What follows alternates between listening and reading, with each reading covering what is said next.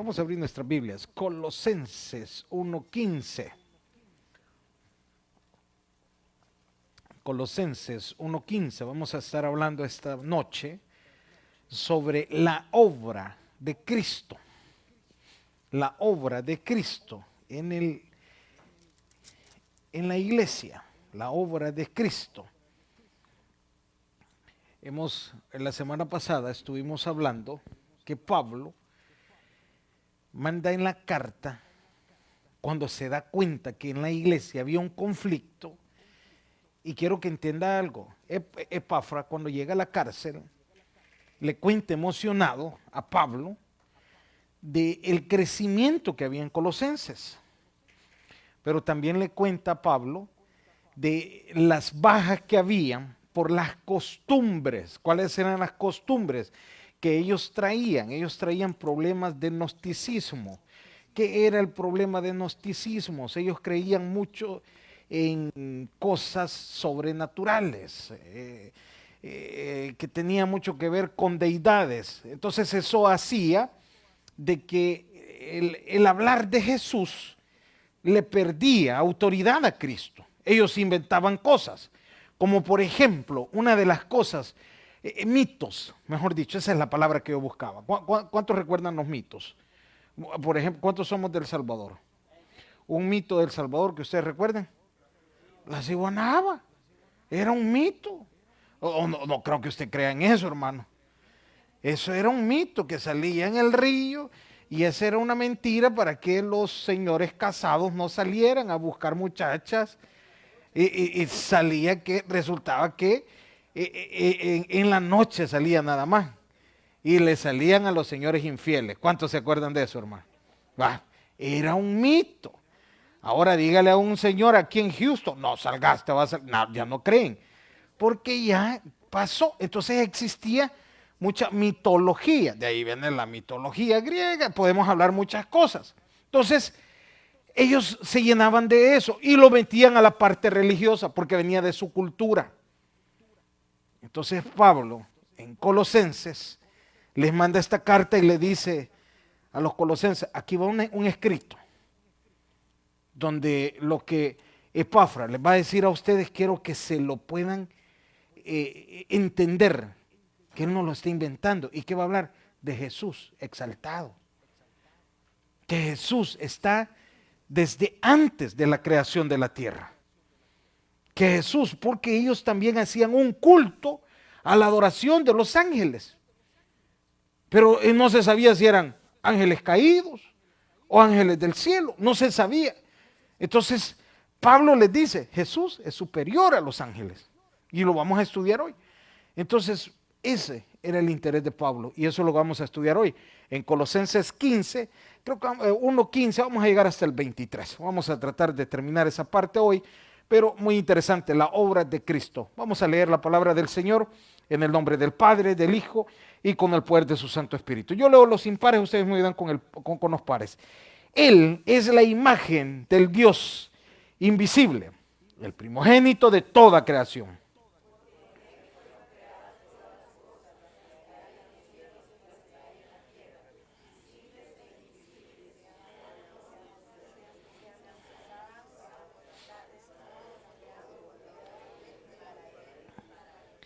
Y Él es antes de todas las cosas, y todas las cosas en Él subsisten.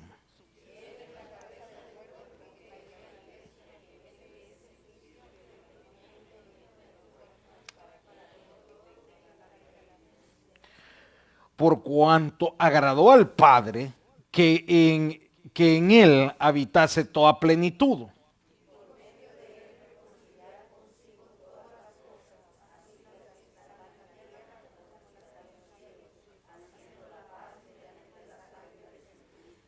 Y a vosotros también, que erais en otro tiempo extraños y enemigos en vuestra mente, haciendo malas obras, ahora os ha reconciliado.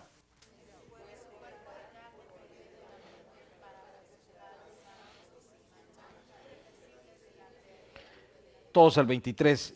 Si en verdad permanecéis fundados y firmes en la fe, y sin moveros de la esperanza del Evangelio que habéis oído, el cual se predica en toda la creación que está debajo del cielo, del cual yo, Pablo, fui hecho ministro. Oramos, Padre, gracias por esta noche que nos regalas, por tu fidelidad, por tu amor. Ponemos en tus manos desde ya esta meditación. Háblanos a través de tu palabra. Bendice las vidas de mis hermanos que han venido a aprender un poco más de tu palabra. En el nombre de Jesús. Amén y amén. Pueden sentarse, hermanos. La semana pasada hablábamos que el apóstol Pablo oraba por fortaleza a la iglesia de los colosenses. Había algo interesante y eso es lo que hablábamos la semana pasada. Cuando hablan con el apóstol Pablo, le llevan una noticia buena. La noticia buena era que la iglesia había crecido. Pero la noticia mala que le llevan al apóstol Pablo es que no solo era un crecimiento espiritual, sino que también había un conflicto interno. ¿Y cuál era el conflicto interno? Era doctrinal, porque ellos habían venido con mitos o creencias que venían de generación por parte de sus familiares. Y quiero que entienda algo, no hay nada más complicado que el quitarse una tradición. Y usted me puede decir, hermano, no, pero eso que usted habla está fácil. No, si es que hay tradiciones que cuestan. Y los que venimos, con mucho respeto voy a hablar de esto, que venimos de la religión tradicional, cuando venimos a los caminos del Señor, no me diga que no le costó. Sí costó. Y habían cosas que usted las cuestionaba. Porque, y se lo pongo a ese nivel, porque ahora usted puede decir, es que nosotros creemos en plenitud en Jesús. No tenemos duda de lo que usted está predicando, porque habla de eso. Hablemos del cambio que usted tuvo cuando vino a los caminos del Señor. Cuando ya se le explicaba de la salvación por gracia. Y usted trataba de decir que era un engaño, que era una mentira. O hablemos cuando a usted se le explicó de la salvación y de la resurrección de Cristo. ¿Cuántos dijeron que era un engaño? O hasta el día de hoy la gente dice que es un engaño. O cuando hablamos del rapto de la iglesia. ¿Y cómo va a ser eso? Que en un abrir y cerrar de ojos. Y creen que es una mentira. Y así podemos comenzar a hablar tantas cosas. Entonces esta gente en Colosas estaba de la misma manera. Entonces Pablo viene, me llama la atención que en lugar de cuestionar una iglesia que tenía un problema doctrinal, se puso a orar. Y eso es lo que hablábamos aquel día. Que cuando nosotros nos damos cuenta de un problema de una persona, una iglesia o lo que sea, en lugar de cuestionar la iglesia, lo que usted tiene que hacer es orar. Orar por fortaleza, orar por los hermanos, orar por cualquier persona. O alguien se nos acerca y nos dice, mire, estoy pasando esta dificultad, oré por él. Porque no nos quedemos solo con la noticia. Esa persona necesita oración. Por no decirle, a lo mejor Dios lo mandó a donde usted para que orara. Y si en usted está ayudarle, pues ayude. Y es parte de su trabajo como hijo de Dios. Y me gusta porque Pablo habla de oración. Ahora, eso es la semana pasada. Pero viene Pablo, les manda la carta a los colosenses, pero el interés del apóstol Pablo era fundamentar quién era Cristo. Y por eso yo le puse el tema, la obra de Cristo. Y Pablo les quería enseñar a ellos. Y yo le agregué algo aquí, le puse un componente de la herejía que ellos tenían y de la avanzada problema que tenían espiritual y explicarles quién era Cristo. Y en el primer versículo, mire lo que dice en el 1:15. ¿Quién es Jesús? Porque esa es la pregunta que se hacía. ¿De quién se predica aquí? ¿Y usted cree que no preguntaba a la gente, bueno, ¿y quién es Jesús? Así como cuando usted vino a los caminos del Señor, ¿y por qué en la iglesia hablan tanto de Jesús? Y aquí está la respuesta. ¿Y quién es Jesús? Es la imagen del Dios que dice ahí. Es la carta de presentación. Si usted no entendía quién es Jesús, ahí se lo decimos ahorita. El Hijo de Dios. Para que lo entienda. Y ellos sacaban una idea de que Jesús, que Dios, hago la aclaración, había creado Jesús. Y los colosenses, no Pablo, los colosenses habían creado a Jesús, Dios había creado a Jesús y que lo había hecho como un esclavo y que había sido un sirviente. Y entonces aquí Pablo les dice, eso es mentira. Jesús no era un esclavo, era el Hijo de Dios. Eso era Jesús. No me venga a decir que era un servidor de Dios. Tenía el mismo nivel de Dios. ¿Cuántos somos padres de familia? ¿Qué nivel tiene su hijo en la casa? De hijo, ¿o no? ¿O tiene otro nivel menor? ¿Qué nivel tiene su hijo? Heredero, ¿o no? Todo lo que piden, ¿se lo da o no? Entonces no me diga que Jesús no tenía esos derechos. Si era el Hijo de Dios. Estaban confundidos ellos. Quieren que veamos los versículos bíblicos que confirman lo que yo estoy hablando. Búscame por favor ahí. Filipenses 2, 6, 7. ¿Quién era Jesús? No era alguien que se había transformado en un Dios pequeño, un sirviente de Dios, sino que era el Hijo de Dios. Era el Hijo de Dios. El cual, siendo en forma de, ¿qué dice ahí, hermanos? Vuélvalo a leer conmigo, quizás me equivoqué. El cual, siendo en forma de, ¿qué dice ahí? No está hablando de esclavo, ¿verdad? Estamos equivocados los de Colosenses. En forma de Dios. No estimó el ser igual a Dios como cosa. Ahora, fue decisión de Jesús hacer lo que hizo. Ahora mire lo que dice el 7. Sino que se despojó. ¿A qué dice ahí, hermano? Él tomó la decisión. ¿Por qué? Por amor a usted. ¿Me está entendiendo lo que le quiero decir? Fue una decisión de Cristo. Estaba en el plan de Dios, sí, pero decisión de Jesús. Por amor a usted, por amor a mí. Tomando forma de siervo. Pero dice ahí, sino que se despojó a sí mismo. ¿Quién? Él.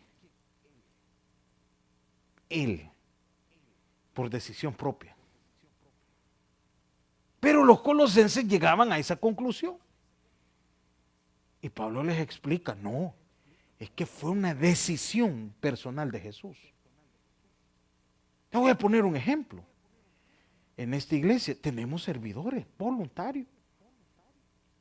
A nadie se obliga, pregúnteles a ellos.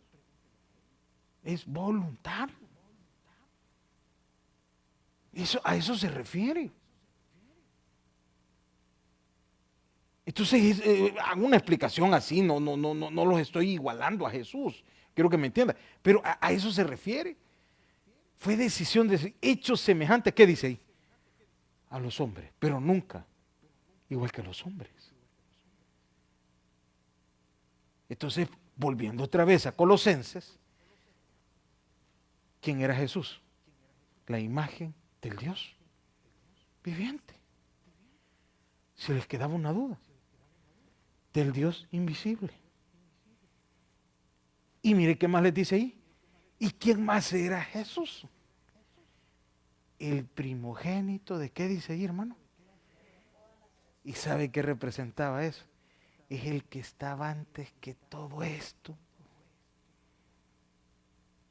Antes de lo que usted pudiera hablar. Antes de la creación. Es decir, Antes que la creación se hiciera, ya estaba Jesús. No podemos decir que Jesús fue hecho después de la creación. Si no, mire lo que dice Juan 1:1. Póngamelo por ahí, Saulito. Juan 1. En el principio, él era el verbo, y el verbo era con Dios. Y el verbo era, desde el principio, ya estaba Jesús.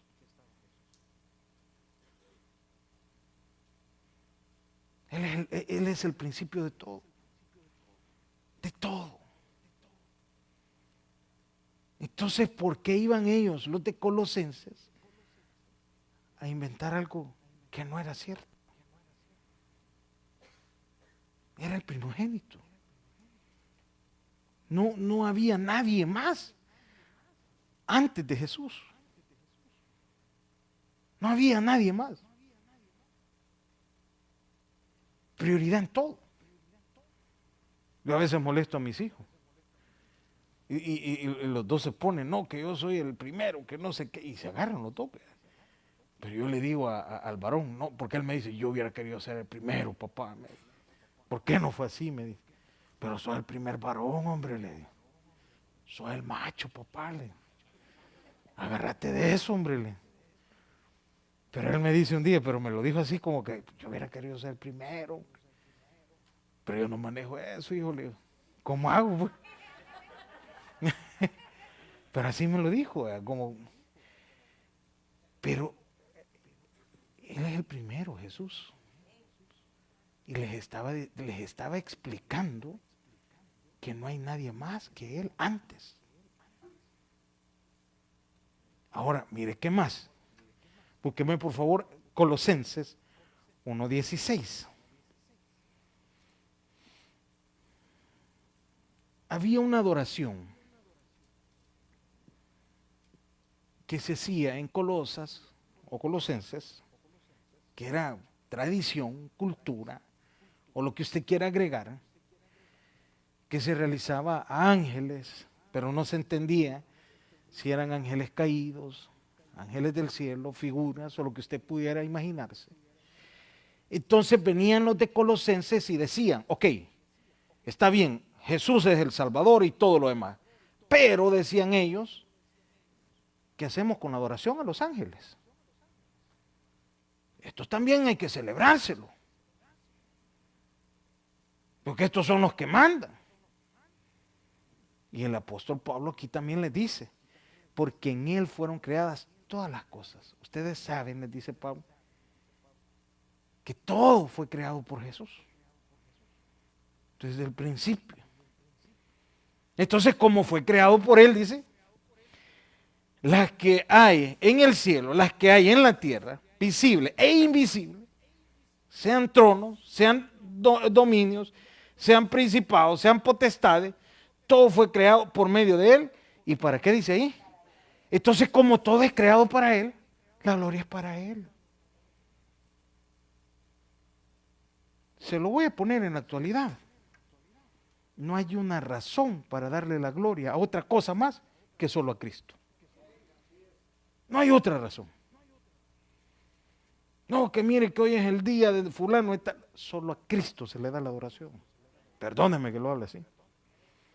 No, que hoy es el día de no sé quién. Es para Cristo la adoración, porque Él es el que lo ha creado todo a través de Dios. Esa es la enseñanza que Jesús estaba dando, que Pablo estaba dando de Jesús. Pero es que mire que mi pueblo se celebraba el día de no sé quién. Es Cristo. Aunque le cueste entenderlo. Y esto va para los que predicamos. La gloria se la lleva Cristo. Ni los predicadores se llevan la gloria. ¿Por qué? Porque de Él. Esto va para los que servimos. Cristo se lleva la gloria. Porque ahí dice, todo fue creado por Él y ¿para quién? La gloria de Él. Ahora entiende esa parte. Porque decían eso. ¿Y qué hacemos con el día tal? en el pueblo el 24 de julio, que reventamos cohetes, que no sé qué. La fiesta que usted haga, usted sabe a qué me refiero. El día de San Jocote, güey, es de Cristo. Entienda.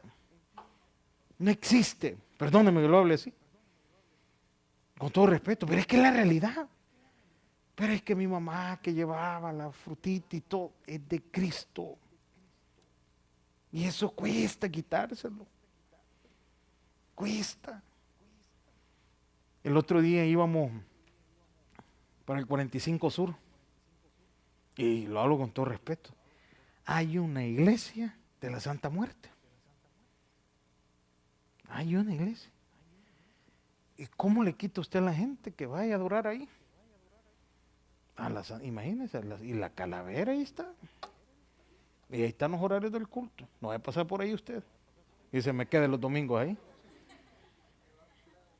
Y Pablo decía, es que es a Cristo el que tienen que adorar. Y en ese tiempo ese era el problema. Y por eso es que decía él, porque en él fueron creadas todas las cosas. Todo lo que usted puede agregar fueron creadas por él, dice.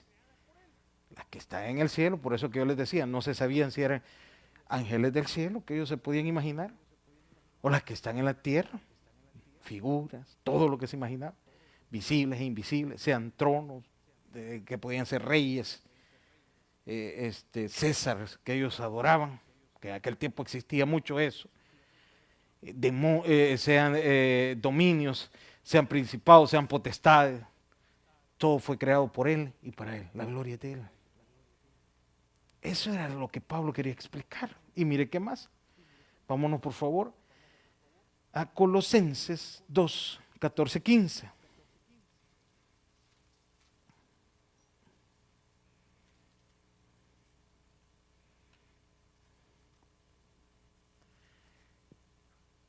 Aquí podemos entender, si vamos a hablar sobre demonios o cuestiones así, dice el 14:15, anulando el acta de los decretos que habían contra nosotros, es decir, condenación, que habían contra usted, que nos eran contrarias, quitándolas de en medio y clavándolas en la cruz.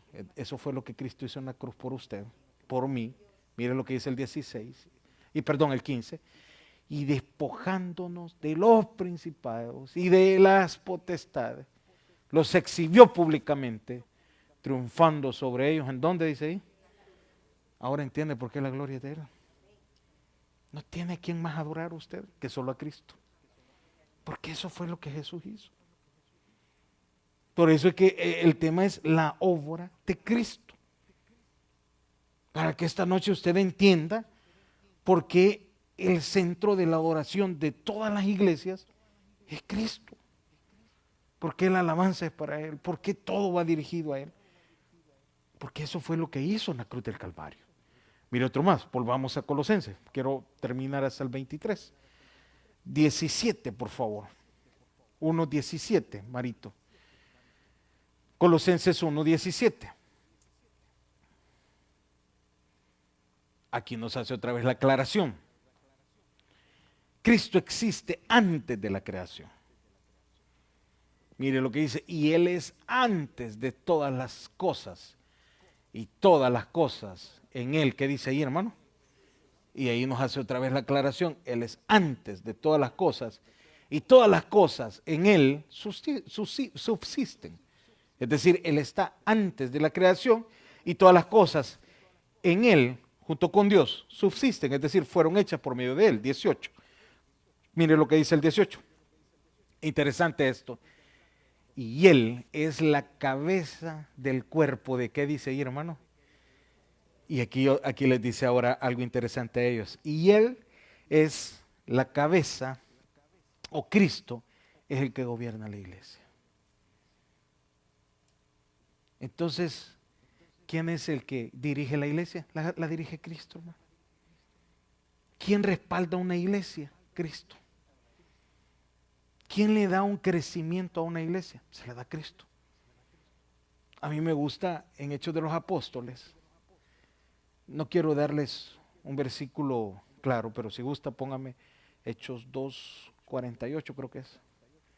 Pero cuando dice en Hechos 2:48, que 2:48 creo que es. Pero el Espíritu Santo, no está, pues no, perdón, está bien. Pero el Espíritu Santo era el que mandaba a los que tenían que ser salvos. ¿A través de quién? De Cristo.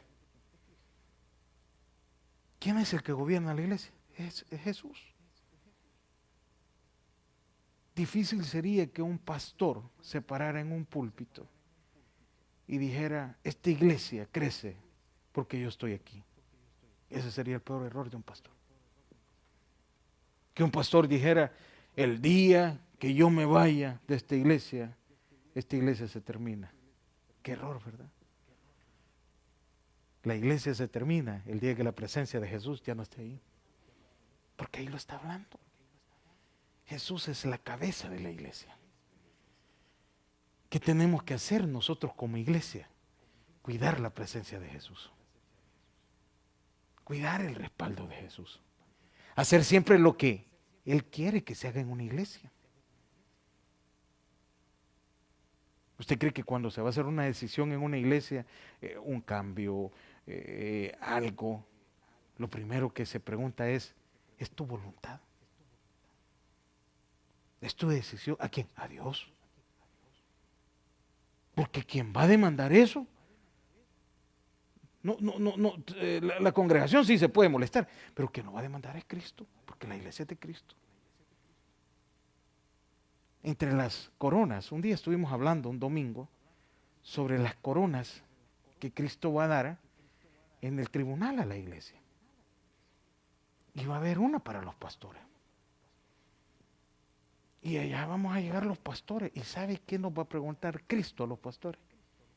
¿Qué hiciste con mi iglesia? ¿La cuidaste? ¿La maltrataste? ¿La engañaste? ¿Le robaste? ¿Les predicaste la verdad o les predicaste mentira? ¿Te preparaste para los sermones o les predicaba los que querías? Porque la iglesia es de Cristo, no es del pastor. Y ahí lo está hablando. Y hermano, ¿y por qué Cristo es el dueño? Porque la compró con sangre en la cruz del Calvario. Él es el dueño, gloria a Dios. Porque la compró con sangre. No la compró el pastor. El pastor es un simple instrumento de Dios. Es un enviado nada más. Y mire qué más dice ahí. El que es el principio, y otra vez dice ahí, el primogénito entre los muertos. Y hay algo interesante. Cristo es el principio y el primero en la resurrección también de los muertos. Para que en todo tenga la que dice ahí, la preeminencia, es decir, la prioridad en todo. Primer hijo de Dios, primer resurrección, en todo. Eso es Jesús. Mire otro más para avanzar. 19.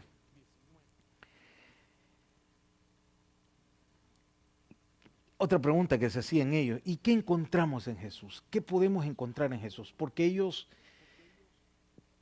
Jesús vino en 100% hombre y 100% Dios. Amén. Pero ellos decían que en la materia, es decir, en el cuerpo y el espíritu, no se podían unir. Creencias de los colosenses. Porque esta materia era pecaminosa. ¿Me entienden hasta ahí? El espíritu, al unirse, se contaminaba. Entonces decían ellos que la unión de Jesús llegaba a un momento que no tenía autoridad. Entonces la pregunta que le hacían a Pablo es, ¿y qué había en Jesús? En la parte humana. Y esa es la respuesta que le da Pablo. Esa es la respuesta que yo le doy a ustedes. Cuando decimos, y hermano, y cuando nosotros decimos en el nombre de Jesús, ¿qué hay? Eso. Por cuanto agradó al Padre que en él habitase, ¿qué dice ahí? Eso había en Jesús, toda plenitud, toda deidad, toda autoridad. ¿Por qué? Porque agradó al Padre. Porque Jesús era 100% hombre, pero era 100% Dios. Pero en él nunca habitó pecado. Hermano, ¿y por qué nunca habitó pecado? Porque en él no había pecado. ¿Cuál era la diferencia de él de él a nosotros? Que él no tenía un padre terrenal. ¿Se acuerdan esa parte? No éramos iguales. Y ahí podemos hablar muchas cosas, que eso lo aprendemos en Doctrinas 1, creo que lo aprendemos. Porque Jesús, su niñez fue muy diferente a los de los demás niños, fue igual, pero los pensamientos eran muy diferentes. Era muy diferente. Una de las cosas que hablábamos en teología era, se enfermaba Jesús, no había pecado en él. La enfermedad es parte del pecado. Y ahí podemos hablar muchas cosas que podemos hablar este día. Pero no es el punto que vamos a entrar. Pero ahí está hablándolo.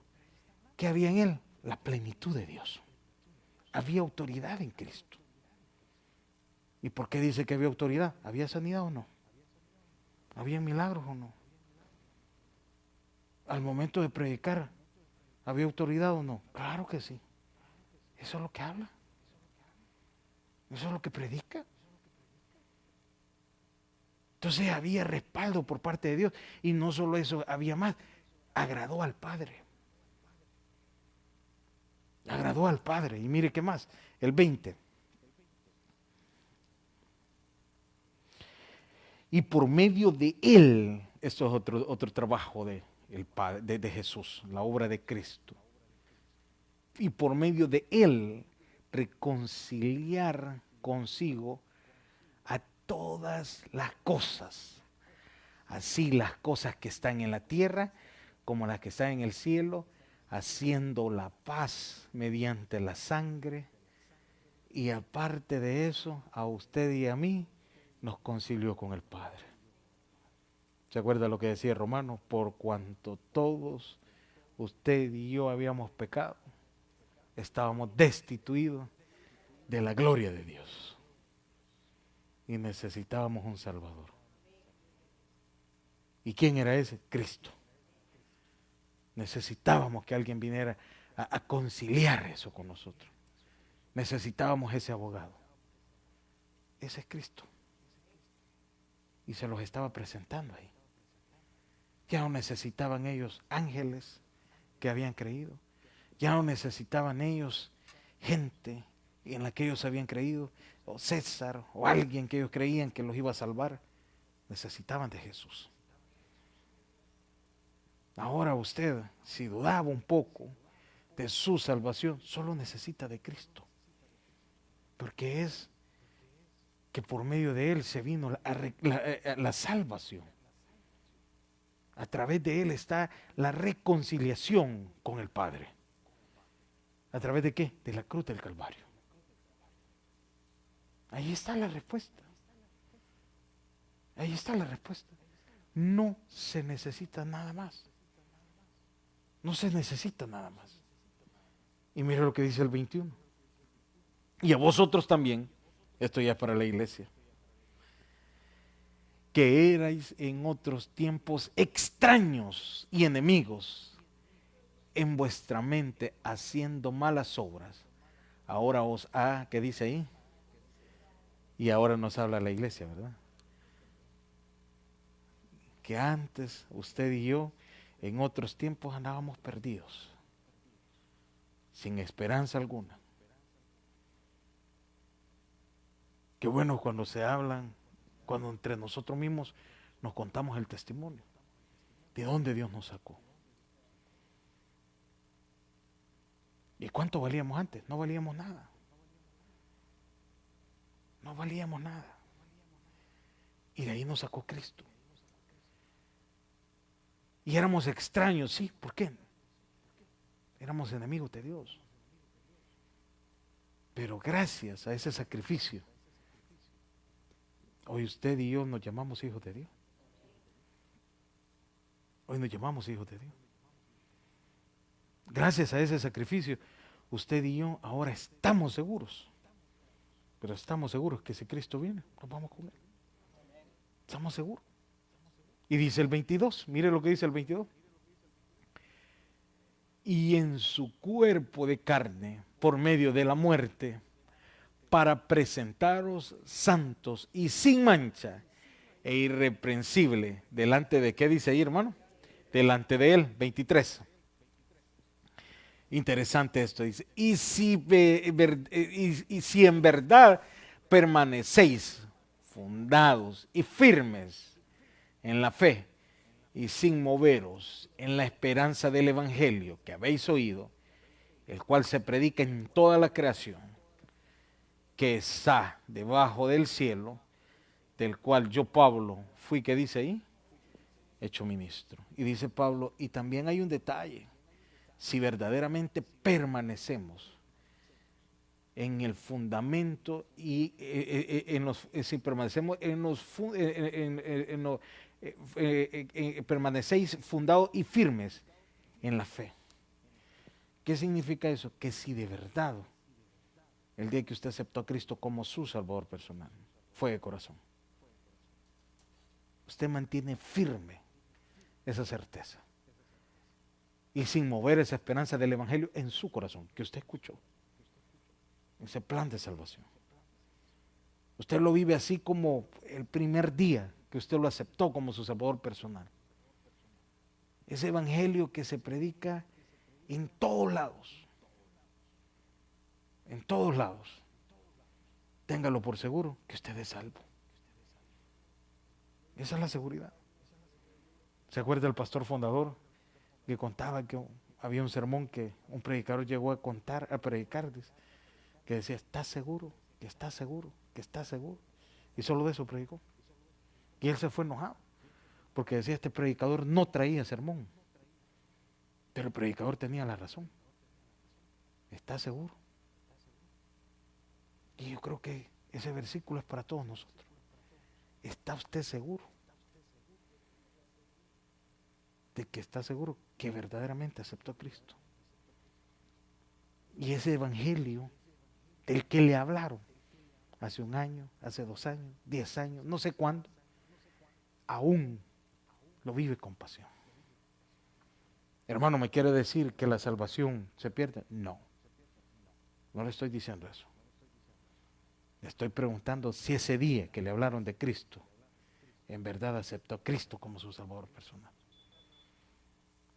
En verdad usted dijo, Señor Jesús, hoy sí te recibo como mi único y suficiente Salvador. Esa es la pregunta. Y desde ese momento usted se ha mantenido firme. Y no es por obra, hago la aclaración.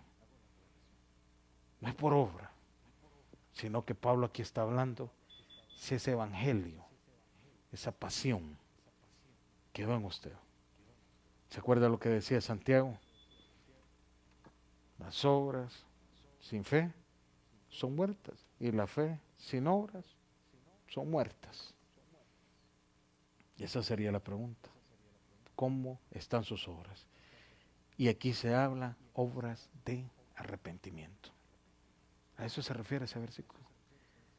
Si de verdad en usted han permanecido esos fundamentos y firmes de la fe, de cuando usted aceptó a Cristo como su Salvador personal. Démosle un aplauso al Señor.